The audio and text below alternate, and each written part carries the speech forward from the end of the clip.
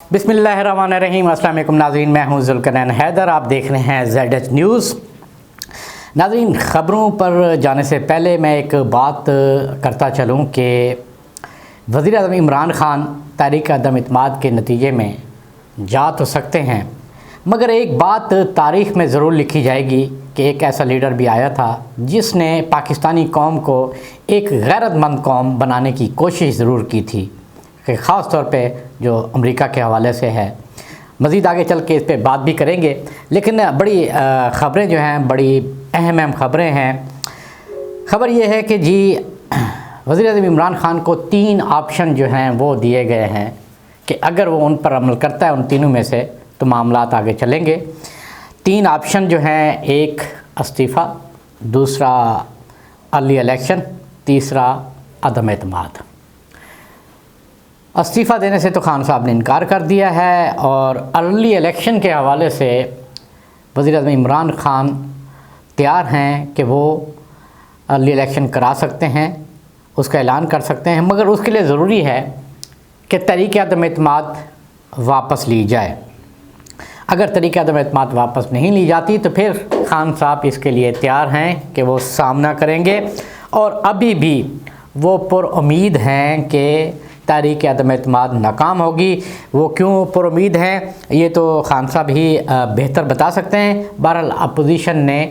अपनी भी तैयारियां मुकम्मल कर ली हैं, मगर इन सारी बातों के अलावा जो सबसे अहम बात यह है कि कौमी सलामती का इजलास हुआ, उसका एलामिया आया, उसमें ये फ़ैसला हुआ कि भरपूर जवाबी जो दिफा है वो किया जाएगा अमेरिका के हवाले से, क्योंकि खान साहब के खिताब में भी ज़िक्र आ गया, तो अब बात भी खुल चुकी है। अमेरिका की जानिब से तस्दीद भी हो रही है कि ये इल्ज़ामात गलत है। मगर हुआ क्या? हुआ ये कि ख़त्म होती है, इजलास ख़त्म होता है कौमी सलामती का, और उसके बाद ये फ़ैसला होता है कि यहाँ पर जो अमरीकी नाज़िल अमूर हैं उसको फ़ौरी तौर पे तलब किया जाए, एक एहतिजाजी मरासला दिया जाए, उसमें कहा जाए कि जी आपने पाकिस्तान के अंदरूनी मामलात में मदाखलत की है।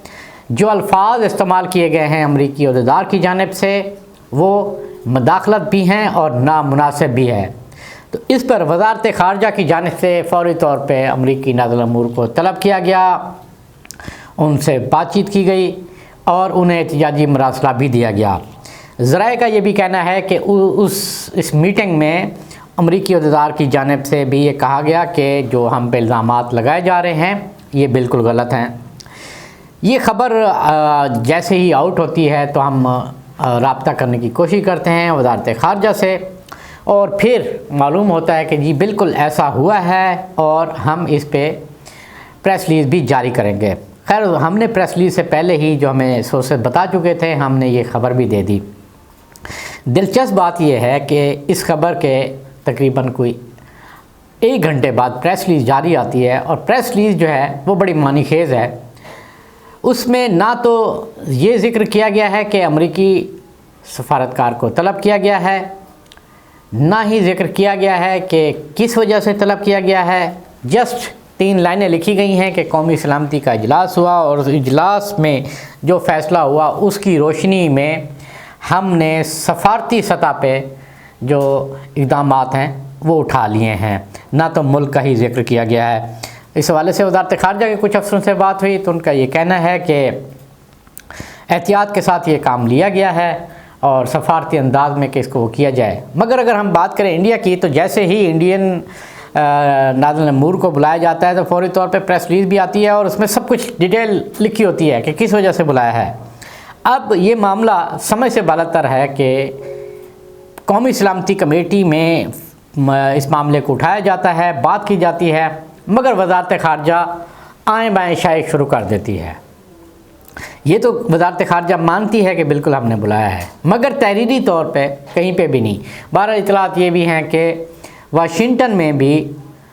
इस मामले को उठाया जाएगा और शदीद एहतियात भी किया जाएगा। ख़ास तौर पे जो अल्फाज इस्तेमाल किए गए हैं कि वो पाकिस्तान के लिए धमकी अमेज़ अल्फाज हैं, जो कि किसी भी सूरत काबिल कबूल नहीं है, और उनको अंदरूनी मदाखलत करार दिया गया है। अब बात करते हैं जनाब वज़ीर-ए-आज़म इमरान ख़ान की, जो 3 ऑप्शन भी दिए गए थे। तो अब इस वक्त भी بیک ڈور رابطے ابھی بھی جاری ہیں، جیسے کہ میں نے گزشتہ ویڈیو میں بتایا تھا کہ ابھی بھی جاری ہیں، اور لیکن اس میں جو ایک خطرناک بات سامنے آئی ہے وہ یہ آئی ہے کہ انٹیلیجنس اداروں نے وزیر اعظم عمران خان کو رپورٹ دے دی ہے کہ ان کی جان کو خطرہ ہے، ان کے اوپر حملہ ہو سکتا ہے۔ اس کے بعد وزیر اعظم عمران خان کی جو سیکیورٹی ہے وہ بھی تبدیل کر دی گئی ہے، اور مزید اس میں اضافہ کیا گیا ہے۔ ان کی جو موومنٹ ہے اس پر بھی آپ کہہ لیں کہ کچھ پابندیاں لگائی گئی ہیں کہ پبلک مقامات پر بھی وہ نہ جائیں، ریسٹرکٹڈ کر دیا گیا ہے، کیونکہ اس حوالے سے جو وزیر اطلاعات فواد چودھری ہیں انہوں نے واضح طور پہ یہ کہا ہے کہ کس قسم کا حملہ ہو سکتا ہے یہ تو نہیں بتایا جا سکتا، مگر یہ انہوں نے بتا دیا کہ بڑے جو تھریٹ ہے وہ بڑا سنگین ہے، تو اسی لیے وزیر اعظم کو انٹیلیجنس اداروں کی جانب سے کہا گیا ہے کہ وہ اپنی موومنٹ جو ہیں وہ روک دیں۔ باتیں ہو رہی تھیں، خان صاحب نے جیسے ہی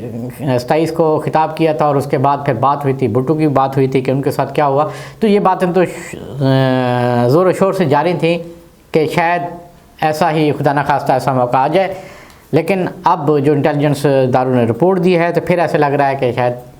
ایسا کوئی واقعہ دہرانے کی بھی کوشش کی جا رہی ہے۔ بہرحال موت اور زندگی تو اللہ کے ہاتھ میں ہے، جب تک زندگی ہے تو وہ بھی زندہ رہیں گے، مگر جو صورتحال ہے وہ اب سیاسی طور پہ تیز ہوتی جا رہی ہے۔